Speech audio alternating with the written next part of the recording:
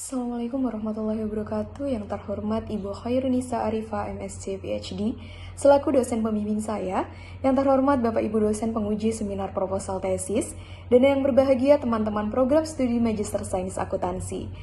Perkenalkan, nama saya Asri Pangestika Lutfiani, mahasiswa program studi Magister Sains Akuntansi.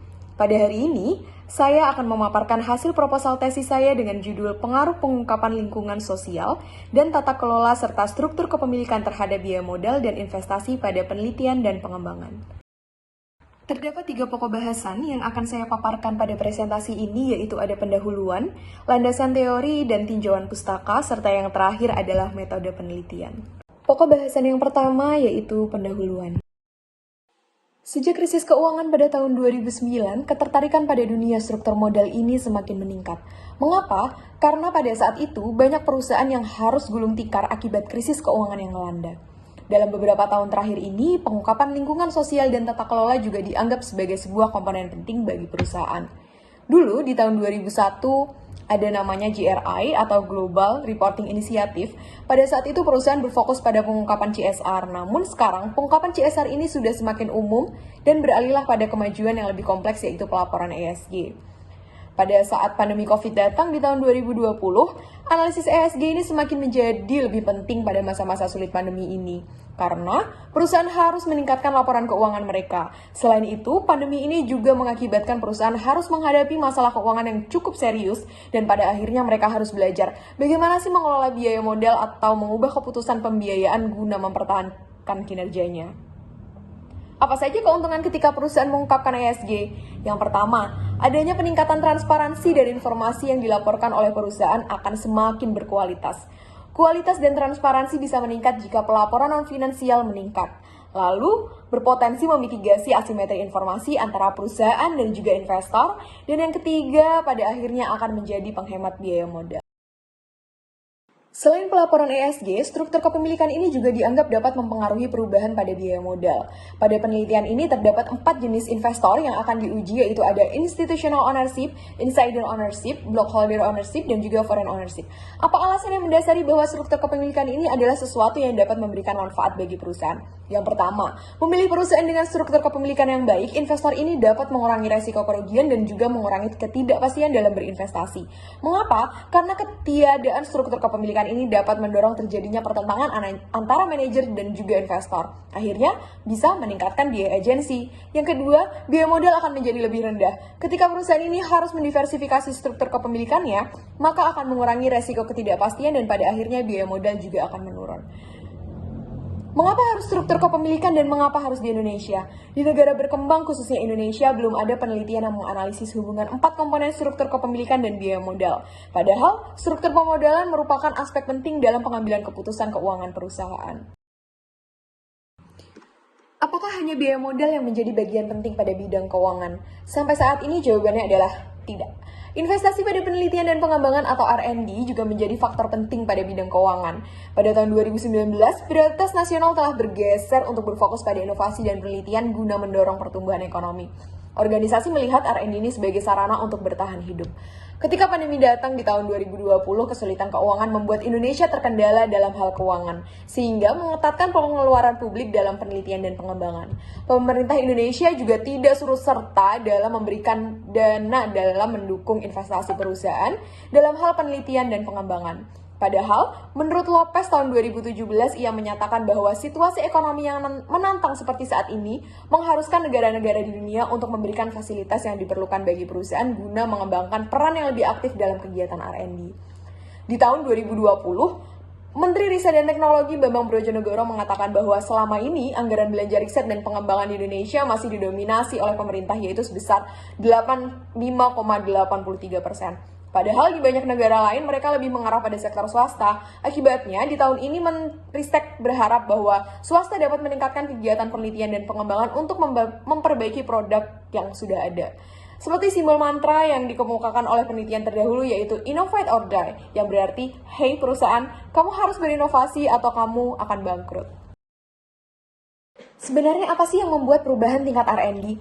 R&D ini bisa disebabkan oleh banyak hal sebenarnya, namun dalam penelitian ini berfokus pada dua aspek, yaitu pada pelaporan ESG dan juga struktur kepemilikan. Kenapa? Di tahun 2020, Kementerian Lingkungan Hidup dan Kehutanan telah melakukan evaluasi kinerja dalam pengelolaan lingkungan. Dari 2040 perusahaan yang dievaluasi, perusahaan ini membuktikan bahwa aspek non-keuangan juga menjadi fokus perusahaan. Struktur kepemilikan juga dianggap memainkan peran penting bagaimana perusahaan memutuskan investasi pada R&D. Menurut teori agensi, konflik kepentingan antara pemegang saham dan dengan manajer itu akan berkurang jika struktur kepemilikan perusahaan ini dikelola dengan baik. Mengapa harus Indonesia?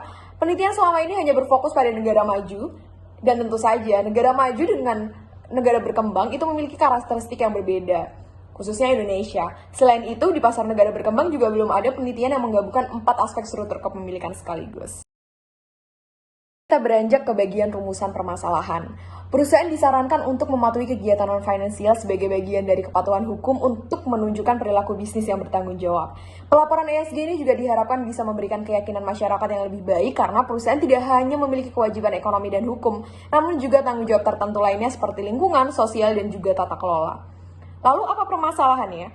Pelaporan ESG hingga saat ini di Indonesia masih bersifat sukarela seperti di kebanyakan negara lainnya. Namun perusahaan didesak oleh berbagai para pemangku kepentingan untuk bisa mengungkapkan ketiga aspek tersebut yang berkaitan dengan lingkungan, sosial, dan juga tata kelola. Meskipun ada penelitian tentang dampak pengungkapan non-keuangan terhadap biaya modal, namun penelitian tersebut belum mencakup pada pengungkapan lingkungan, sosial, dan juga tata kelola. Penelitian terdahulu yang berkaitan dengan struktur kepemilikan juga hanya berfokus pada kinerja keuangan yang diukur dengan return on asset, return on equity, dan juga return on investment. Dan tentunya tanpa menggabungkan sekaligus 4 aspek struktur kepemilikan. Selain itu, hanya berfokus pada negara maju saja. Bagaimana kondisi R&D di Indonesia? Pada tahun 2019, Kemendagri menggencarkan program inovasi dan penelitian. Menurut BPS, Indeks Pembangunan Teknologi Informasi dan Komunikasi di Indonesia pada tahun 2019 yaitu 5,32 pada skala 0-10. Hal ini mengindikasikan bahwa sebenarnya Indonesia sudah memiliki fasilitas teknologi yang baik. Namun perusahaan masih banyak yang memandang negatif kegiatan ini. Katanya mahal, resikonya besar. Padahal di balik itu justru benefit yang didapatkan juga akan banyak, seperti kualitas dan biaya produk yang lebih baik sehingga memenangkan kompetitif di pasarnya. Ketika kompetitif ini dimenangkan, maka kinerja perusahaan akan semakin menjadi lebih baik. Hingga saat ini semakin banyak perusahaan yang menyadari ESG ini adalah pendorong utama untuk keunggulan kompetitif, efisiensi kegiatan operasional, dan juga pembentukan reputasi perusahaan. Bursa saham di dunia juga telah mengambil kebijakan inisiatif untuk meningkatkan tingkat pengungkapan ESG. Perusahaan berlabel green umumnya cenderung mendapatkan lebih banyak exposure media yang mana dapat menarik lebih banyak investasi dari pasar modal. Oleh sebab itu, penting untuk menguji hubungan pelaporan ESG dan tingkat R&D perusahaan. Struktur kepemilikan juga dianggap sebagai faktor penting pertumbuhan dan kepercayaan investor. Namun, akan menjadi masalah ketika pemilik minoritas diambil alih oleh mayoritas. Iya kalau tujuannya baik dan beretika. Kalau tidak, masalah akan semakin muncul. Oleh sebab itu, tujuan dari penelitian ini yaitu untuk menguji hubungan pelaporan ESG dan juga struktur kepemilikan terhadap biaya modal dan juga investasi pada penelitian dan pengembangan. Apa sih sebenarnya motivasi dari penelitian ini? Yang pertama, penelitian terdahulu hanya berfokus pada non-keuangan, tidak berfokus pada pelaporan ESG. Yang kedua, masih minimnya penelitian di Indonesia yang berfokus pada aspek ESG yang dihubungkan dengan biaya modal dan investasi R&D, serta struktur kepemilikan yang menggabungkan 4 aspek struktur kepemilikan. Sehingga pada studi ini akan melengkapi kekurangan-kekurangan tersebut. Implikasi pada studi ini ada 2, yaitu ada implikasi teoritis dan juga ada implikasi praktis. Implikasi teoritisnya tentu menambah literatur hubungan antara ESG dan struktur kepemilikan terhadap biaya modal dan investasi pada penelitian dan pengembangan, khususnya dalam konteks negara berkembang. Sedangkan untuk implikasi praktisnya sebenarnya banyak pihak yang diharapkan dapat mengambil manfaat dari studi ini, yaitu ada investor, baik investor lokal maupun investor internasional, manajer, serta pemerintah Indonesia. Berkaitan dengan ruang lingkup dan batasan penelitian, studi ini berfokus pada perusahaan yang listing di Bursa Efek Indonesia pada tahun 2016 hingga tahun 2020. Pokok bahasan yang kedua yaitu landasan teori dan tinjauan pustaka. Teori yang digunakan dalam studi ini untuk pengembangan hipotesis adalah teori keagenan atau teori agensi, yang mana pada dasarnya teori ini berfokus pada hubungan antara pemegang saham yang disebut sebagai prinsipal dan manajer yang disebut sebagai agen. Untuk membatasi tindakan opportunistic manager, jumlah utang ini harus ditingkatkan untuk memusatkan sebagian besar struktur modal di bawah kendali manajer, sehingga motivasi untuk meningkatkan nilai perusahaan. Menurut Jensen di tahun 86, biaya agensi ini dibagi menjadi dua kategori, yaitu biaya agensi ekuitas dan juga biaya agensi utang. Biaya agensi ekuitas ini manajer menanggung tanggung jawab atas seluruh biaya kegiatan yang dilakukan, sedangkan agensi utang itu berfokus pada hubungan antara pemegang saham, pemegang obligasi, dan juga manajer. Ketika utang meningkat dalam struktur modal, maka perusahaan akan mentransfer risiko kepada pemegang obligasi. Masalah kedua biaya agensi ini dapat diminimalisir oleh pengelolaan biaya modal yang optimal. Selain itu, masalah agensi pada umumnya dikaitkan juga dengan informasi asimetris antara pemegang saham dan juga manajer. Pendekatan teori agensi juga untuk mempelajari masalah keuangan yang terkait dengan R&D perusahaan. Itu menurut Zhang Chen Feng di tahun 2014. Lalu sebenarnya apa sih ESG itu? ESG menurut Jarji dan teman-temannya pada tahun 2021, ESG adalah pelaporan keuangan perusahaan yang terkait dengan lingkungan sosial dan juga tata kelola. Sedangkan struktur kepemilikan menurut Elili di tahun 2020 ini adalah distribusi ekuitas umum dan modal di antara identitas pemegang saham yang berbeda, guna menentukan tingkat efisiensi dan keputusan investasi. Di dalam struktur kepemilikan terdiri dari 4 jenis. Yang pertama ada institutional ownership, yaitu modal yang dimiliki oleh investor institusi. Yang kedua ada insider ownership, yaitu modal yang dimiliki oleh orang dalam perusahaan. Yang ketiga blockholder ownership adalah modal yang dimiliki oleh pihak eksternal, namun kepemilikan sahamnya di atas 5%. Dan yang terakhir ada foreign ownership, yaitu kepemilikan saham yang dimiliki oleh investor asing, yaitu investor yang di luar Indonesia. Selain itu, apa sih yang disebut dengan biaya modal? Menurut Modigliani Miller tahun 1958, biaya modal adalah biaya real yang mana harus dikeluarkan oleh setiap perusahaan guna memperoleh dana yang berasal dari utang, saham preferen, saham biasa, maupun laba ditahan. Nah, biaya modal di sini itu pengukurannya itu menggunakan WACC atau Weighted Average Cost of Capital. Sedangkan untuk R&D, menurut SAK nomor 20, R&D ini adalah kegiatan untuk menciptakan produk baru atau memperbarui produk yang sudah ada guna menambah nilai produk di masa yang akan datang.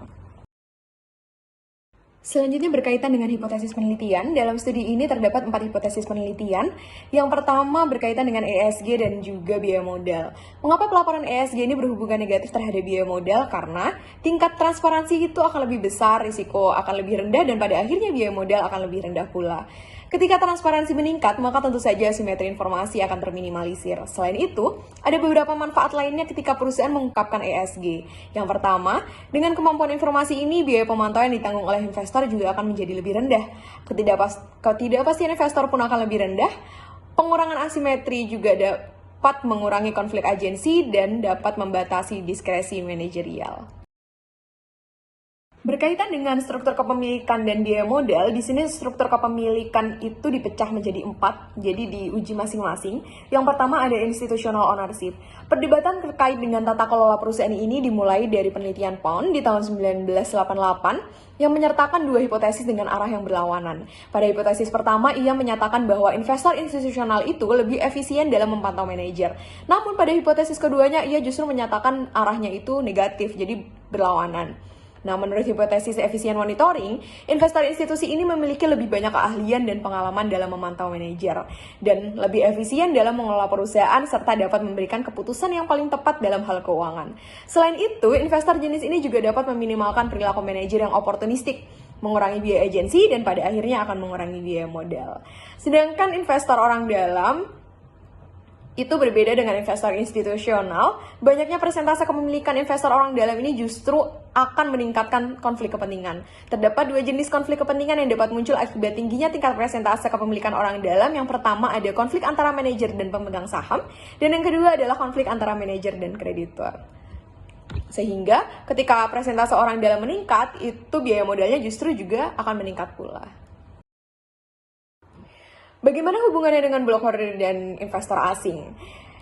Yang pertama berkaitan dengan blockholder. Dalam konteks unit Emirat Arab, kehadiran blockholders ini dalam struktur kepemilikan perusahaan tidak selalu menjamin kinerja yang baik, yang menunjukkan bahwa pemegang blok tidak selalu efisien dalam memonitor manajer. Kelebihan kontrol oleh blockholders itu akan memfasilitasi kegiatan tunneling dan juga moral hazard dalam perusahaan, sehingga dapat meningkatkan biaya pemantauan dan risiko kredit bank serta biaya utang itu juga akan meningkat. Hal ini tentunya juga akan meningkatkan biaya modal perusahaan. Sedangkan untuk investor asing, dalam tata kelola perusahaan, investor asing ini dianggap sebagai monitor aktif yang efisien dalam pengambilan keputusan keuangan. Terdapat beberapa alasan manfaat adanya kepemilikan asing. Yang pertama, kualitas audit semakin baik, meminimalisir asimetri informasi, pengurangan biaya agensi, tekanan pada manajemen untuk berperilaku lebih baik, adanya tukar pembelajaran antara investor asing dan juga investor institusional, dan akses masuk ke pasar global itu akan menjadi lebih mudah. Hipotesis ketiga ini menguji hubungan antara ESG dan investasi pada penelitian dan pengembangan. Menurut Natural Resource Based View atau NRBV, bahwa perusahaan ini harus memasukkan masalah lingkungan ke dalam proses perencanaan strategis. Karena penggabungan tersebut akan mendukung kemampuan perusahaan dalam menangani ketidakpastian dan membantu mengembangkan kemampuan organisasi. Dengan demikian, tingkat pelaporan ESG yang tinggi diharapkan akan turut serta dalam meningkatkan investasi R&D perusahaan. Selanjutnya berkaitan dengan institutional ownership dan juga R&D. Menurut Hall and Weinstein tahun 96, dia menyarankan bahwa investor institusi ini memiliki orientasi jangka panjang dibandingkan dengan investor yang lainnya. Karena investasi R&D ini biasanya memakan waktu yang lebih lama daripada investasi lain, investor institusional ini sebagai pemegang saham cenderung mempromosikan investasi dalam R&D. Nah, Eng dan Sekel di tahun 2001, dia menambahkan bahwa keberadaan investor institusi ini dapat meningkatkan perusahaan dalam mengembangkan teknologi baru. Investor institusi dengan kepemilikan saham yang besar memiliki insentif untuk mengumpulkan lebih banyak informasi dan akhirnya bisa mengurangi asimetri informasi.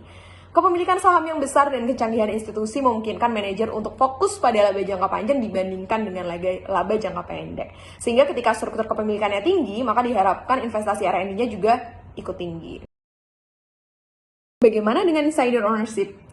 Ketika kepemilikan saham ini didominasi oleh manajer, mereka cenderung enggan untuk memakai sumber daya perusahaan dalam implementasi R&D karena kinerjanya dinilai berdasarkan earnings. Maka mereka akan lebih memilih proyek jangka pendek dibandingkan inovasi jangka panjang. Oleh sebab itu, akan mengurangi investasi R&D karena berfokus pada ekspektasi investor terhadap harga saham. Jadi hubungannya adalah negatif. Berkaitan dengan blockholders ownership dan juga foreign ownership, ketika investor ini memiliki saham mayoritas, memainkan peran penting pada perusahaan dan dapat menutup kesenjangan informasi antara kepemilikan blockholders dan manajer. Selain itu, kepemilikan ini juga dapat mengakses informasi yang lebih lengkap. Sebagai konsekuensinya, investor jenis ini lebih cenderung mengevaluasi investasi dengan jangka panjang. Selain itu, mereka berpendapat bahwa kepemilikan investor blockholders itu mampu mengurangi asimetri informasi dan meminimalisir masalah underinvestasi perusahaan, sehingga hubungannya adalah positif. Hubungan positif ini juga sama dengan investor asing.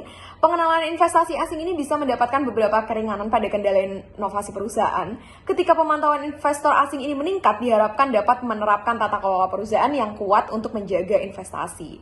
Investor asing juga dapat memberikan dukungan pembiayaan bagi perusahaan. Dampak paling langsung dari masuknya kepemilikan asing yaitu menyediakan dana bagi perusahaan. Nah, ketika ada kegiatan inovasi, dana ini akan memberikan keringanan kepada perusahaan dan pada saat yang sama ketika kinerja perusahaan ini membaik, maka akan mendorong pemodal lain untuk menginvestasikan dananya di perusahaan tersebut. Kepemilikan asing dapat memberikan arahan pada inovasi juga. Perusahaan dan investor asing ini dapat menggabungkan teknologi canggih asing dengan perusahaan untuk memandu inovasi. Ini adalah model penelitian pada studi ini. Di sini ada dua model penelitian. Yang pertama menggambarkan hubungan antara struktur kepemilikan dan juga ESG pada biaya modal, dan yang kedua itu menggambarkan hubungan pelaporan ESG dan struktur kepemilikan terhadap investasi pada R&D perusahaan. Selanjutnya pada pokok bahasan yang ketiga ini adalah metode penelitian. Pendekatan yang digunakan pada studi ini adalah pendekatan kuantitatif karena menggunakan data keuangan, dan desain penelitiannya adalah explanatory karena untuk meneliti hubungan antara satu variabel dengan variabel yang lainnya, dan sejalan dengan studi ini yaitu untuk membuktikan bagaimana hubungan antar variabel penelitian. Berkaitan dengan pengukuran variabel, untuk mengukur ESG-nya di sini menggunakan skor ESG yang didapat dari Thomson Reuters Database dengan skor 0 sampai 100. Dan untuk mengukur R&D perusahaan ini memakai intensitas R&D atau RDI yang diukur dengan rasio dari pengeluaran R&D terhadap total aset perusahaan.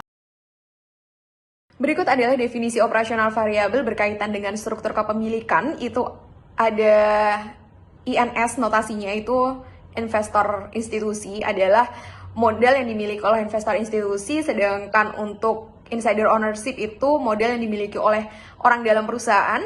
Dan yang selanjutnya block holders itu modal yang dimiliki oleh pihak eksternal lebih dari 5% proporsi kepemilikannya. Dan yang terakhir adalah foreign ownership, yaitu modal yang dimiliki oleh investor asing, yaitu investor yang di luar Indonesia.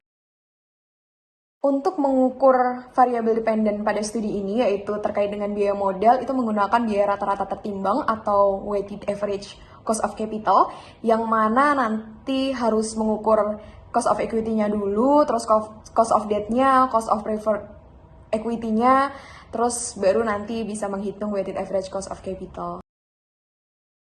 Sampel yang digunakan dalam studi ini adalah seluruh perusahaan yang listing di Bursa Efek Indonesia tahun 2016 sampai 2020 dengan purposive sampling, pengumpulan sampelnya. Ada 4 kriteria. Yang pertama tentunya harus listing di Bursa Efek pada tahun 2016 sampai 2020. Perusahaan yang mengungkapkan laporan keuangan tahunan, memiliki skor ESG, dan juga perusahaan yang menyajikan laporan keuangan dengan mata uang rupiah.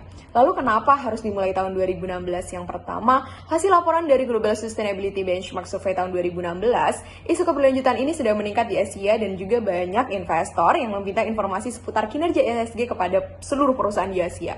Dan kenapa Indonesia? Karena Indonesia ini ternyata mendapat dukungan internasional, yaitu dari UKAS Newton Fund Indonesia untuk mendorong pertumbuhan R&D di Indonesia.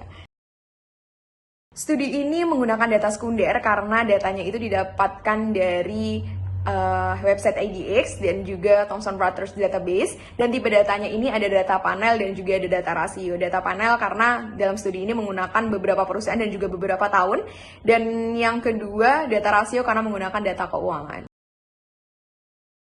Berkaitan dengan teknik analisis data, di sini ada 4. Yang pertama adalah analisis statistik deskriptif, yang kedua uji asumsi klasik, nanti ada normalitas, heteroskedastisitas, dan juga multikolonialitas. Yang ketiga ada koefisien determinasi, nanti pakai adjusted R-square. Gunanya adalah untuk melihat seberapa besar sih kontribusi pengaruh variabel independen terhadap variabel dependen. Dan yang keempat, pengujian hipotesisnya ini menggunakan regresi linear berganda. Berikut adalah regresi linear berganda. Ini ada 2 regresi. Yang pertama untuk menguji hubungan terhadap biaya modal, itu menggunakan weighted average cost of capital. Dan yang kedua adalah untuk menguji investasi pada penelitian dan pengembangan. Sebagai penutup, saya ingin mengutip pernyataan dari Walt Disney. Ia mengatakan, semua impian pasti bisa diwujudkan jika kita memiliki keberanian untuk mengejar mereka. Artinya, jika kita punya impian, maka genggam impian tersebut. Yakini dan kejar, percayalah bahwa impian itu pasti bisa terwujud. Sekian presentasi proposal tesis saya. Terima kasih atas perhatian Bapak Ibu dosen dan juga teman-teman yang berbahagia. Wabillahi taufiq wal hidayah. Wassalamualaikum warahmatullahi wabarakatuh.